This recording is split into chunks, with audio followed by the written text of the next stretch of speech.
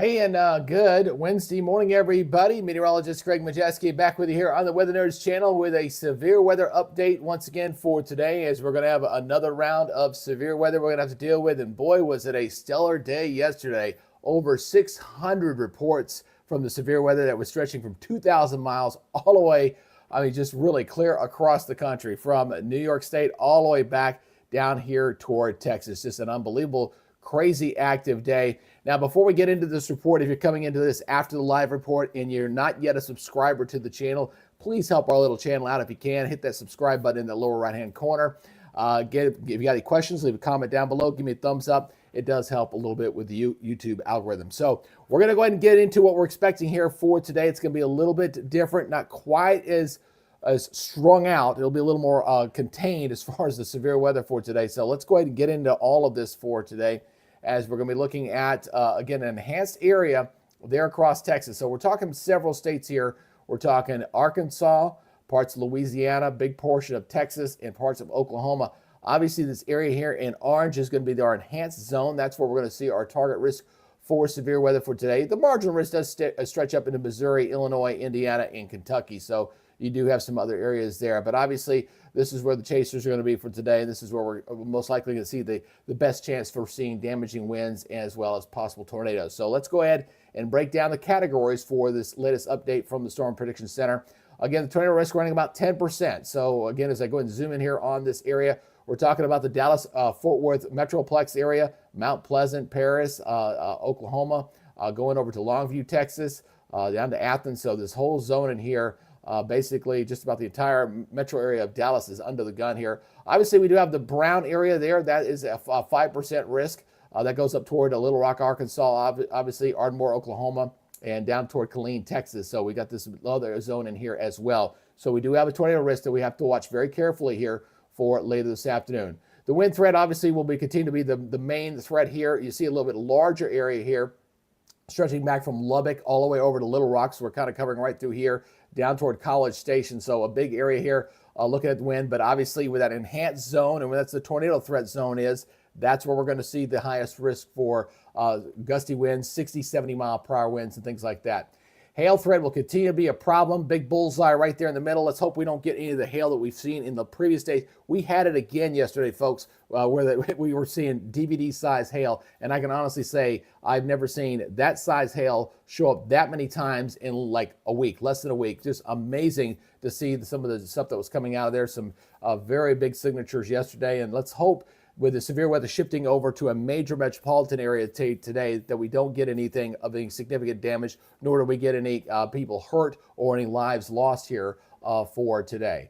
Now, as we look at our day two, we're going to see things begin to settle down just a little bit. We still have that looking at still looking at that slight risk that's going to be stretching basically from New York all the way down in toward Texas. This is not going to be nearly as strong as what we dealt with yesterday, but still, as that system's starting to push off toward the east, we'll see that slight risk come in here. And that also includes getting into a marginal risk coming into slight risk coming into Alabama, Georgia, Tennessee. Some of these areas here at the east that have been kind of not seeing a whole lot of action this spring, they're going to see it again for tomorrow. So, but we're going to focus on what we're going to be seeing here for today. Obviously, as we look at our satellite imagery, we're seeing where the storms are out there this morning. The big concern here today so far has been the flooding conditions around in Oklahoma and Texas. Just unbelievable as this rain's been kind of storming and falling over the same ground. We've had several days of this now, and some of the rainfall totals have been very, very high and very robust. And as a result of all that, obviously, we've got the flash flood watches that are still holding up into this zone. That area there in green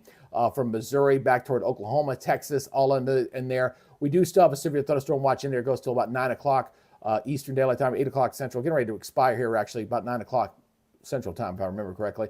That'll be expiring here pretty soon, but we'll have some more severe thunderstorm watches and potential tornado watches later this afternoon as the daytime heating gets underway and things begin to destabilize. Let's look a little bit of what's going on out there for the moment. We'll go ahead and talk about this. So let's go ahead and look at what's going on. Again, we're getting some heavy thunderstorms here across Oklahoma City right now. Some very good thunderstorms in there. And you're seeing another one of those little vortexes, this little spin here kind of spinning up, and we have that severe wet thunderstorm warning that's currently there to the south.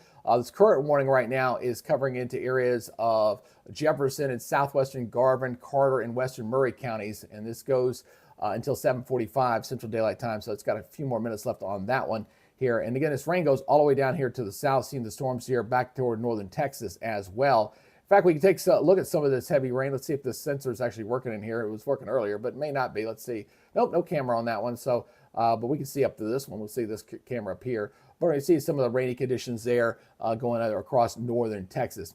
Now, I wanted to talk about the rainfall amounts. Again, let me pull up this radar here, and we'll go between this radar and the also one at Oklahoma City. I want to show you some of these rainfall totals. Been very, very impressive here. Some of these storm totals in here. And we're talking over 6 inches plus, especially these areas here. Look, there's a 7.5 inches right through there, 6 inches. Any of that gray stuff you see in here is going to be over 6 inches of rain, and that includes into the Oklahoma City area there as well. You see in these little pockets of 6 inches of rain. It's still raining, folks. We still got more rain coming in here today. So on top of what has already fallen, there's more 6 inches total. So 6 inch plus rainfall totals have been significant. So that means all the creeks and rivers and tributaries are all going to be kind of out of their banks. So again, flooding is the #1 killer. So anybody in this area, if you see a flooded road or something that's flooded, do not attempt to cross it or anything like that. It only takes about a foot of water, moving water, to move a vehicle. Doesn't take that much. So please be careful here for today. And again, Dallas is going to be the one that's going to be under the gun here for this afternoon. And I'll be keeping a very watchful eye. This is the Dallas camera out of Frisco, Texas. I'll be watching this very closely here for later this afternoon. That camera tends to spin around a little bit and shows different parks there near Frisco, there north of Dallas.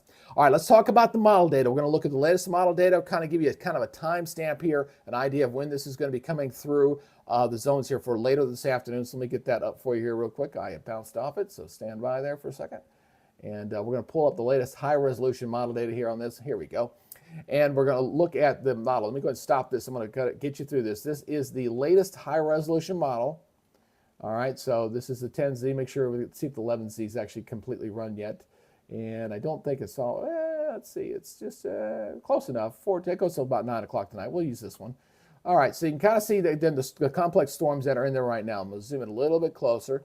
So you can kind of see the heavy storms are coming in toward Dallas here as we go in toward this afternoon. So it looks like it comes into Dallas sometime around 3 o'clock this afternoon. So that's when the heaviest storms are going to be coming on through in here.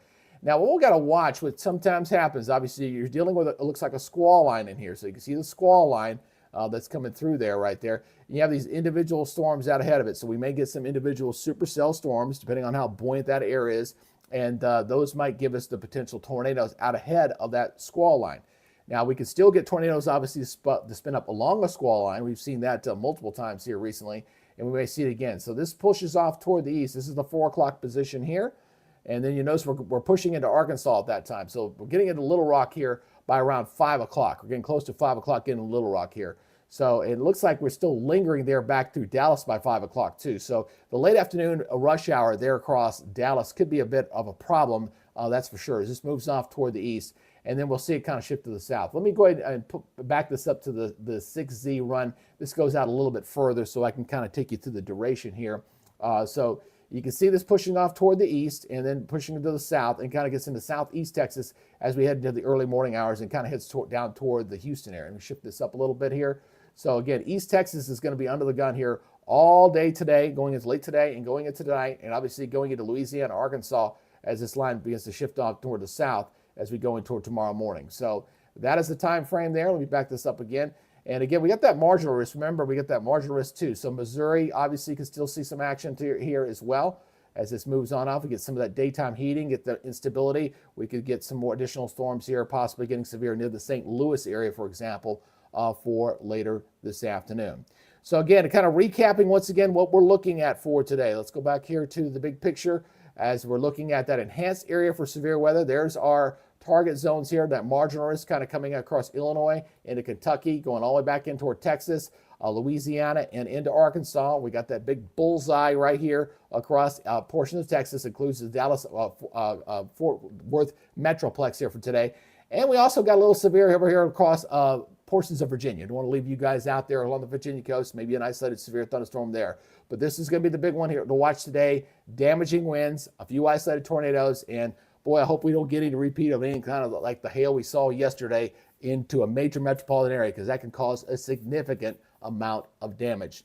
I might do a little coverage here for later today. We'll see. It's like I said, it's very hard when you're a small channel, so I do these updates as best I can to keep you guys informed, keep you up to date. And if we do some live coverage here, again, it'll be an honor and privilege to have you on board here. So please, if you can, before you log on out of here today, please get that subscribe button, hit that notification bell for future content. You got any weather-related questions? If you're somewhere in the path of these storms, please post a comment down below. Be more than happy to answer your specific questions.